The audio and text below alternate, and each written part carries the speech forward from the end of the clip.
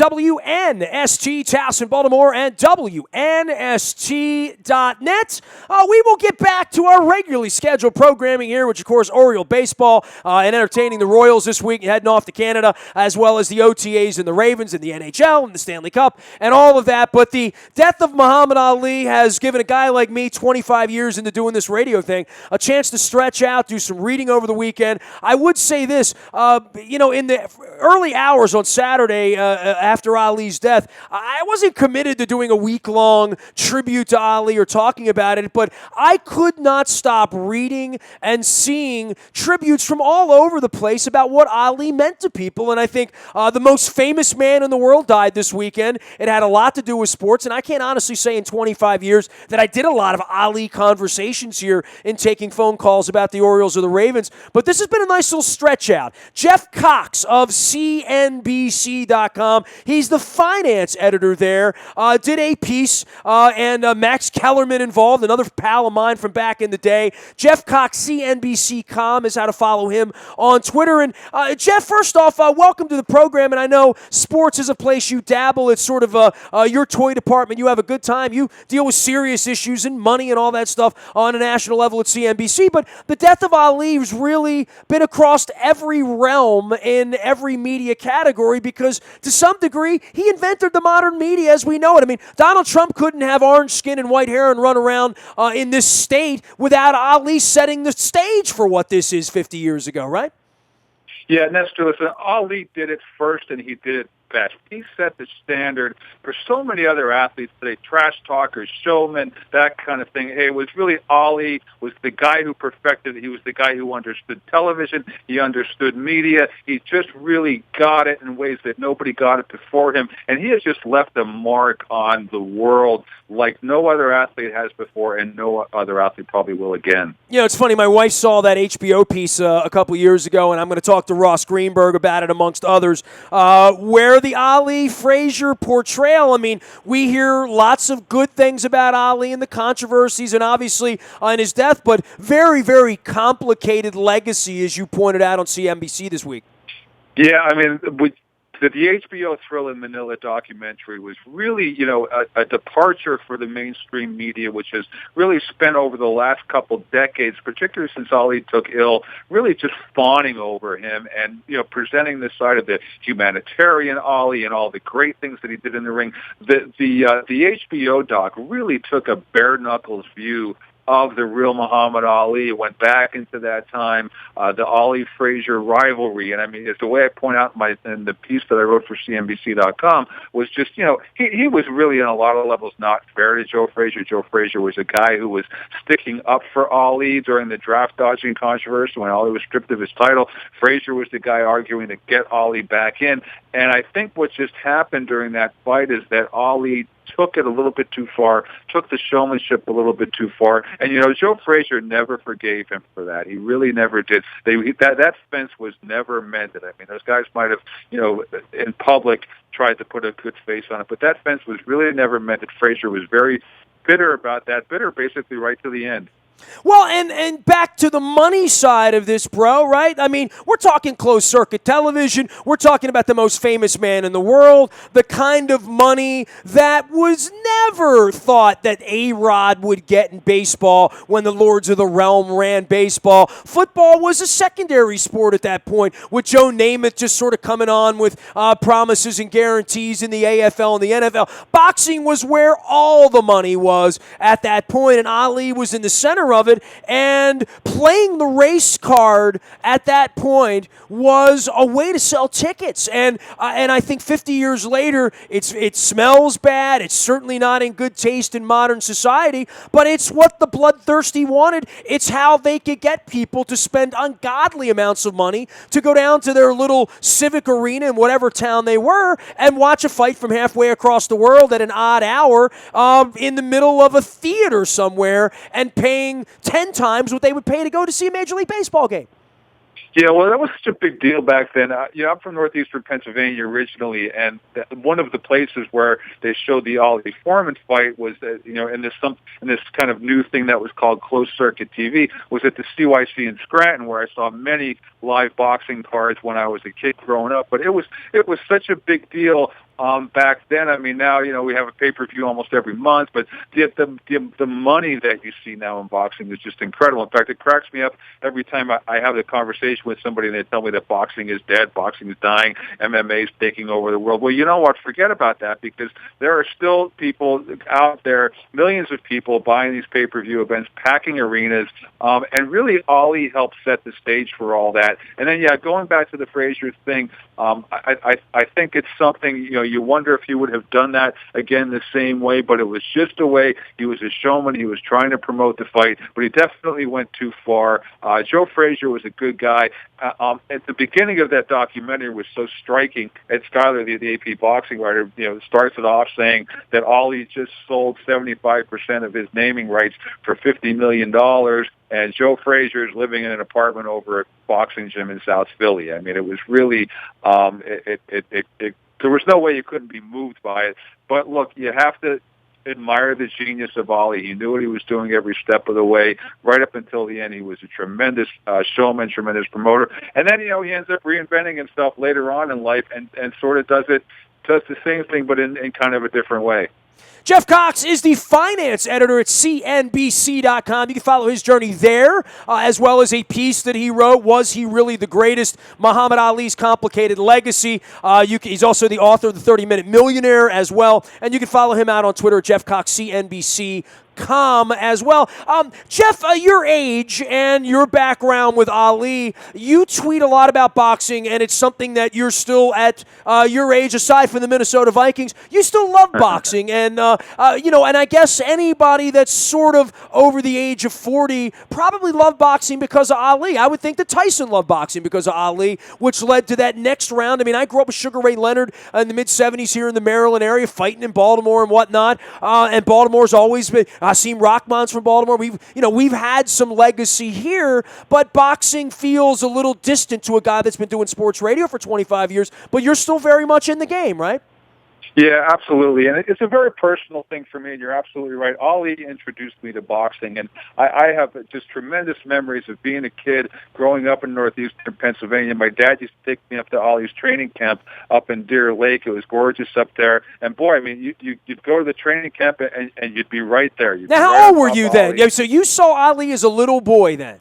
I saw Ali as a little boy. I was 9 years old when he was training for the Foreman fight. And one of the anecdotes that I relate in the piece that I did for CNBC.com was I'll never forget. Ali's in the ring and he's sparring with this dude, and this guy is just a mountain. He could have easily played defensive lineman for anybody in the NFL. And Ali's back up against the ropes, and he picks up his left arm and just leaves his midsection exposed. And this guy he's sparring with is just pounding on Ali's gut, wailing on him, and Ali didn't even flinch. He didn't move. It was just such an incredible spectacle for a kid my age. And I'll never forget my dad just looking down at me like, wow. And we knew this was when he was doing the rope-a-dope training for the Foreman fight, and we knew this. Ali knew what he was doing. He was going to let Foreman punch himself out. That's exactly what he did. So that's how I grew up. And then there was Sugar Ray Leonard, and I was not a Sugar Ray Leonard fan on a personal level, though I'm a huge admirer of his skill. I was a big Roberto Duran fan back in the 80s and into the 90s as far as Roberto's career lasted then. But big fan back then. I think that boxing has gotten a hard rap over the years, but there's still a tremendous amount of fighters there. But I think one of the reasons why people have gotten away from boxing is because of the heavyweight division just isn't what it is before, and that's what really pulled people in. The Ollie's and the Fraziers and the Ernie Shavers and even the Larry Holmeses and guys like that. I know Larry Holmes personally, great guy, but that's what brought people in. Of course, the heavyweight division right now is a joke. It's ridiculous. I mean, the last really legit champion for me in the heavyweight division was probably Riddick Bowe, and so it's been. And I don't want to take anything away from the Klitschko brothers. They're both pretty good fighters, and I think that they would have held their own in any era. But the division itself, I mean, to contemplate that a clown like Tyson Fury is the heavyweight champion right now is just, it's hard to even comprehend. So I think that's been the problem with boxing over the years. But for me, it just remains a real passion of mine. People want to follow me on Twitter. I'm live tweeting a lot of the weekend boxing action. Rosie Perez is on there all the time. She and I have tweeted back and forth with our observations. And there's still a good core of boxing fans out there. The sport still has its problems. Scoring can be terrible sometimes, but just generally speaking, I think boxing's great. There's some really exciting young fighters today, and I still really enjoy the sport a lot. Jeff, you didn't know this when you came on with me, but my father was from Scranton, Pennsylvania, and and music, and up at Clark Summit and whatnot. So and my father was born in 1919, right? So my dad passed in '92, and in the early '70s as a young boy, I was born in '68 and adopted. And my dad loves sports, and it's all I've ever done for a living is done sports media and sports radio. My father hated Ali. My father hated Cosell. My father was certainly in 1973, 74, 75 in the Archie Bunker side of, working in the steel mill, the whole deal. Mm-hmm. And yet you're in Scranton, you're from that background, and you adored Ali. I find it fascinating how divisive it was at that point. And I've talked so much to people. Look, you're on television. You need to be entertaining. You're selling books. I've done this for 25 years. All of us take a little bit from Cosell and from Ali to some degree because I think they were the root of all-color television and all-color on television and what a journalist is. And part of Cosell's thing was asking Ali tough questions, helped make his career. They defined each other, but I found them both that my dad hated both of them and hated the whole concept of all of that, yet couldn't turn his eyes away from an Ali Frazier pay-per-view.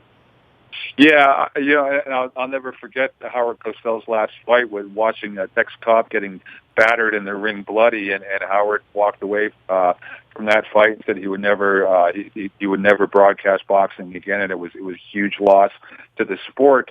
Going to where I grew up the same way you did. My father was the coal miner when he was a kid. Most of my uncles worked in the mines, and it wasn't easy to get your brain wrapped around who Ali was because there was the draft dodging issue and there was the radical Islam stuff, and it really alienated a lot of people. But I guess and that didn't play in Scranton, Pennsylvania, in 1965, right?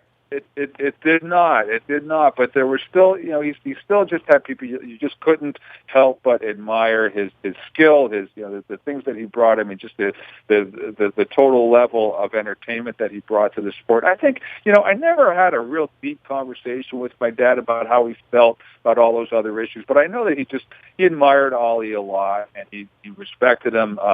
My father and one of his buddies, one of his best friends is from Scranton. His name's Jack, and one day they went up to Deer Lake on a Wednesday, not realizing that it wasn't open to the public that day. So they posed as a couple of reporters. So they let him into the camp, and they walked around with Ali all day long. They still have a whole photo album filled with pictures of them just kind of sitting up there, Ali in street clothes, and just sitting and just chewing the fat with them. And you got to share those pictures, bro. You need to get those out on Twitter, right? Yeah, absolutely. Next time I go up to visit my mom, I'm going to grab some of them and scan them and put them up. Definitely, it's just an experience that he never forgot. So, being a blue collar guy like my dad was, I guess it must have taken something for him to kind of put that stuff, put all the other issues aside. But I know he really admired Ali a lot, and he thought he was great. I remember the first Leon Spinks fight. That was on prime time. I think it was even on a weeknight that fight happened. I don't remember exactly, but I remember watching that fight, and we all knew Ali was getting beat. I mean, it was just a horrible fight. We knew he was losing the fight. I remember back in the days when championship fights were 15 rounds, the fight gets over, and my dad was insistent that even though Ali clearly got outboxed, back in those days, one of the old maxims was that you have to knock out the champ. If he's a champ doesn't lose a fight on a decision. You got to knock him out. So he really thought that Ali was going to get that decision. Of course, he didn't. Ali comes back a little while later, a few months later, and ultimately beats Spinks in rather unconvincing fashion.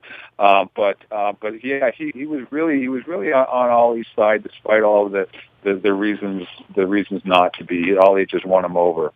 Jeff, as a guy that writes books, you must appreciate, as I did over the weekend, the incredible writing and you wrote a piece about Ali that attracted me to you, and here you are, and we're talking, but there was so much good noise out on Ali and so many. I think it brought out great writing and great deep depth of thoughts from writers from all walks of life. I mean, I've had Peter King on this week and Ross Greenberg and different areas. Everyone had something to say, but if you were a writer or if you're like me, a reader who loves to read great writing, even if you're pulling up the old Hunter Thompson stuff and the old long-form stuff that's been written about him, it really is a treasure trove. There are very few topics where the writing is that good about a subject, right? Yeah, no doubt. And to be honest with you, this wasn't an assignment or anything that I got. Nobody came to me and said, "Hey, with Ali's passing, why don't you put something together?" Do something about Ali, right? Exactly. Yeah. I was just kind of sitting around Sunday just thinking about it, and I just started to just kind of scribble a couple of thoughts down on paper while sort of metaphorically speaking. I was typing my thoughts, but well, by the way, that's what everybody did. Everybody felt compelled enough that this guy died, and I want to write about it. You don't always feel that way about celebrities dying or whatever, right? I mean, no, you don't. In fact, most of the time, it doesn't move me to that point. But I just really had a lot of thoughts about the Ali thing, and I thought I'll give it a shot. I'll start putting some things down and see what comes out of it. And an hour or two later, I had a full column about it and sent it into our weekend editor, and he thought it was great. So we ran with it, and it resonated with a lot of people. I've gotten a bunch of emails. People who were just and nowadays people go on Twitter to comment. I don't get as many emails directly from readers as I used to, but I got quite a few about this columns from people who went all the way back. Remember watching Ali when they were kids. Remember when he was Cassius Clay. Going back that far, I got a couple of letters. So people really into this topic. And I just think it's one of those things that people just can't get enough of. Maybe at some point we'll reach that point where it's like, okay, enough about Ali, let's move on to something else. But I really think in the American psyche right now, it's just really captured a lot of people's imaginations. It captured a lot of hearts. People are just, Ali touched everybody. Everybody knew who Ali. Everybody. And the Shakespearean side of the totality of his life, the impact, the life he led, and then the last 20 years of his life, literally not uttering a word, right? And still yet was heard, as we saw in the Olympics in '96. Yeah, and I have to say this delicately. I don't mean in disrespect, but I mean you just wonder, had Ali not gotten sick, had he not gotten Parkinson's, would he have become as beloved as a figure? Because he was certainly a polarizing figure. There was many, people loved him and people loved to hate him. But obviously his popularity over the last, say, 20 years, it's been a completely different story. Everybody loves Muhammad Ali now, right? So you wonder how much that played into the legacy, how much that sort of shaded people's feelings about how they feel about Ali. But it was that courage that he faced that disease with, and it was just sort of that little kind of half smile that he used to deliver when he'd be out in public and he'd give you a little wave and everything. And boy, it just melt people's hearts. It would just absolutely melt people. Did you have a picture with him or just your dad? Just my dad. I remember meeting him, and I always thought that there was a picture around somewhere. I can sort of remember standing in front of Ali and him having kind of his arm draped around me, but we haven't been able to locate that. But there's a bunch with my dad. There's a whole, like I said, there's like almost a whole photo album of just that day that my dad was up there with him. It was that memorable. You had to go buy a whole album to put the pictures in. Absolutely. Hey, Jeff, great having you on, man. We'll be following your journey out at CNBC.com. Great piece on Muhammad Ali and his complicated legacy. You can follow Jeff at JeffCoxCNBC.com, as well as the finance editor there. What is the 30-Minute Millionaire? Tell me about that. I write books, too, so I always love to have an author tell me about a book. 30-Minute Millionaire is basically geared towards the average investor, somebody who doesn't have a lot of time to spend on their investments but is concerned about their future. The 30-Minute Millionaire teaches you how to manage your portfolio in 30 minutes a week, and in fact, we recommend you not spend any more time than 30 minutes a week. We think it's a waste of time to go beyond that. We lay out different strategies, basically put a whole portfolio together for you, make it real easy. The book isn't really that long. It's only about 160 pages. We just try to make the future of investing, and we think investing's changing a lot in the future. So what I tried to do in the book was just lay it out real simple for people and give them a guide to the future that again, the hook is the 30 minutes a week, no more to manage your investments. Hey, man, enjoy the rock and roll this summer, to the son of Scranton and to the Minnesota Vikings this year. Good luck with that, okay? I mean, they wear the right color. It's purple for us, but they're wrong team there with the Vikings, Jeff. I think the Vikings are legit Super Bowl contenders this year. I'm really excited about this season a lot. Got a hell of a coach, man. I love Zimmer. He's a good dude. Yeah. Hey, appreciate absolutely. you, Jeff. We'll be following you out on Twitter, and a great piece on Ali, bud. Thanks, Nestor. Appreciate You talking got to it. There he goes, Jeff Cox, CNBC. Jeff Cox, CNBC.com is how to find him out on Twitter. And, of course, the CNBC. It's all there for you. Just like our Orioles coverage is out at WNST.net. Luke's at the ballpark all week. We'll be out at the OTAs in Owings Mills. As we talk some more Ali here, I'm going to mix some Stanley Cup in here, as well as some NBA Finals, and certainly some Orioles and Ravens. You can tweet over, email over, nasty at WNST.net. I'm on Twitter, Facebook, LinkedIn, Instagram, wherever you happen to be. Snapchat, we started one of those a couple weeks ago as well. You can find us out at WNST. The Buy a Toyota Audio Vault is there for anything you miss 24 hours a day from anywhere in the world. And, of course, breaking news happens first on the WNST Tech Service. That is powered up by Coons Ford of Security Boulevard. I'll be at Black Eyed Susan signing copies of Purple Rain 1 and Purple Rain 2 this Saturday from 11:30 to 2 for Father's Day. Come on out, say hello if you're in the Glendon area. And they'll fat me up with some chocolate out there, which I certainly do not need for the bikini season. We are WNST.net AM 1570 and WNST Taos in Baltimore, and we never stop talking Baltimore sports.